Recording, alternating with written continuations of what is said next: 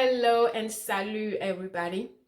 Welcome back to the channel, Chatting with Nicole. If you have not subscribed, I want to encourage you to subscribe right now. Share this video, like, and also check out the rest of the videos. I thank you very much for being here. Thank you for your support. So how are you doing today? How have you been? What is going on in your life? What is new? What had happened since we met last time? Since you saw me when I see you, when I saw you is when you saw me. What had happened since then? While you're thinking about it, I want to tell you that I saw something. Before we continue, I saw something. It was an old magazine at my sister's house. And the title said, Gratitude Shift Attitude. Gratitude shift attitude. And I thought that was just so perfect. Because you know how I'm always telling you, I am grateful for you. I'm grateful for our lives. We should keep a grateful heart. It is so true. Because going through things and knowing we are going through things, the inflation, everything that is going on, the suffering, the hatreds, the wars, everywhere. We are going through a lot, health-wise, losing loved ones, grief and everything that is going on. So I know no matter how rich you are, no matter how poor you are, no matter how sick you are, no matter who you are, where you are, there's something going on in our lives. We are missing something. And sometimes those things make us forget the real reason why we are alive. It make us forget about gratitude that we are talking about, forget about the good things in our lives. So yes, when I saw this, I thought this was perfect, and I thought I'd share it with you. Gratitude shift attitude. So I want to tell you that wherever you are, no matter what you are missing today, no matter how you are feeling today, no matter what is going on in your life, no matter who you are, I want to tell you that remember that gratitude shifts your attitude. So I want you to find something grateful in your life. I want you to find something that you can hold, as your gratitude in your life. And you can't see anything, you can't think of anything. I want to tell you that you are breathing just breath of life. So in case you can't find anything, right? I am telling you that if you can see me right now, if you can hear me right now, if you're breathing right now, you are alive. That is your gratitude. So be grateful for being alive, for breathing, because it could have been worse. A lot of people did not wake up this morning. So I want you to keep a grateful heart. Find something. If nothing else, remember that you are breathing, and that is a grace. That is a blessing. So keep that and make that help you keep going, because the fact that you are alive, there is a chance that whatever is happening is going to get better. All right. So that's my sermon for you today. My sermon for you and for myself. I'm talking to all of us right now. So thank you very much for being here. And I'm going to say it. I am grateful. I'm grateful for you. I'm grateful for me. I'm grateful for all of us. All right. So thank you. A lot had happened in the news. And lately, all we're talking about, I literally just did that. That's why I'm doing this video right now. We're talking about what is happening in Burkina Faso, the coup in Burkina Faso. A lot is happening in the news, but I want to touch on this specifically. So I know I talk to a lot of people who are not aware of what I'm talking about, what is happening.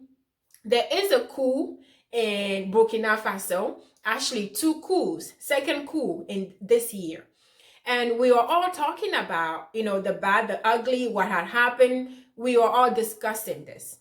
But this is politics, and I'm not here to talk about, who did what or who didn't do what. But my question that I'm putting out there, and I wanted to share with you today as well, my viewers, because we've been talking about this on the side, and I want to bring this out to you as well. A lot of people know about what is happening. Most people that are aware about everything that is happening, they are French speaking, community. But when I'm talking about my English speaking community, they don't know what's going on. Most people don't know what's going on because Burkina Faso is a French speaking country. So because not everybody is aware, I will show you some, a short video just to bring you up to speed. And I'm going to share a lot of links in the description as well for you to get up to speed and see what we are talking about. But in Africa, based off the government, how the government is run, we talk about that, right? So sometimes we feel like a coup, meaning just wiping the whole, the existing, government, just wiping everybody out and bringing fresh mind, new generation could just solve the problems in Africa. Again, I'm going to speak high level. And sometimes we feel like that's all we need and it will solve the problems. But because this is the second coup in Burkina Faso this year, specifically in 9 months, it was a coup within a coup. So what I'm asking my friends is, and I'm asking you right now, seeing what I saw and knowing the story, the history of coups, is the coup really the solution? And the follow-up question to that is, if it is the solution, is there an effective way of doing it? Before we continue, let me bring you up to speed on what had happened, and then I'll see you on the other side. Hello and welcome to the program. I'm Foliba Thibault. Burkina Faso has now witnessed 2 military coups in 9 months. Leader Paul-Henri Damiba was overthrown by some of the same soldiers who first backed him in the January takeover. On Friday, people woke up to the sound of gunfire around the presidential palace and military barracks in the capital, Ouagadougou. Soldiers blocked major roads. Damiba appealed for calm, but soon protesters waving Burkinabe and Russian flags began to call for his removal. Damiba has been in power for 9 months. He has killed Burkina Faso. He has sold all of us. He is incompetent. The people will raise their voices to make him understand that they are heard. Burkinabes no longer agree with the partnerships that bind us with France. We're not in favor of coups, but we are in favor of coups that lead us to cooperate with other partners who'll be win-win partners. Members of special forces led by Captain Ibrahim Traore later appeared on television to say they've ousted Damiba. They accused him of failing to stop attacks by armed groups. Borders have been closed and all political activity suspended. Our common ideal was betrayed by our leader, Lieutenant Colonel Paul-Henri Damiba, in whom we had placed all our trust. Indeed, the deterioration of the security situation, which justified our action, has been relegated to the background in favor of unfortunate political adventures. The coup marks the 6th military power grab in the Western Central Africa region in just over 2 years. In January, the first in Burkina Faso this year, led to its suspension from the 15-member Economic Community of West African States, or ECOWAS. Mali saw coups in both 2020 and 2021, prompting its suspension from ECOWAS and the African Union. ECOWAS lifted sanctions in July after military leaders agreed to hold elections next year. But relations with former colonial power France deteriorated and French forces withdrew. However, that wasn't the case with Chad when the army took power in April 2021 after President Idriss Déby was killed on the battlefield. France and regional bodies showed little reaction when his son replaced him. 5 months later, President Alpha Condé was ousted in Guinea. It was also suspended by ECOWAS and sanctions were imposed. Guinea's ruling military junta now has a month to set a transition period back to civilian rule or face tougher sanctions. Al Jazeera's Nicholas Hack has more. We're in Dakar, Senegal, a country where there's never been a coup or even an attempted coup. People here vote for their president, and the outcomes of elections are largely accepted. It's an exception in a region marked by coups after coups. Just in the last 2 years, there's been coup within coups more recently in Burkina Faso. So why is this happening? Well, there's a lack of trust in democracy and democratic institutions. West African leaders are perceived by many as corrupt, and as democracy is seen as corrupt itself. Now, all these countries have something in common. They're former French colonies, and in each of these countries, including here in Senegal, there are military bases.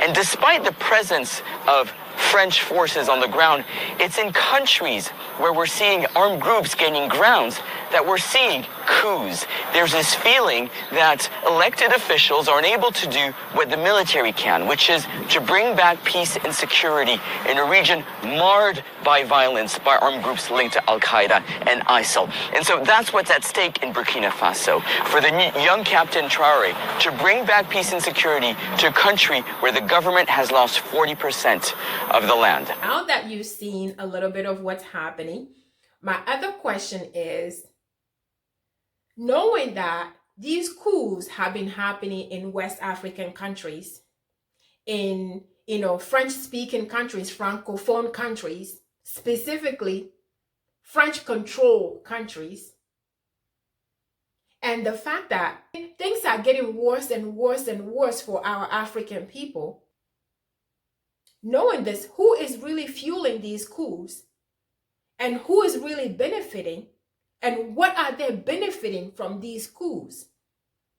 Because the truth is, our African people, the African countries, are definitely not getting anything out of this. They're not benefiting from this.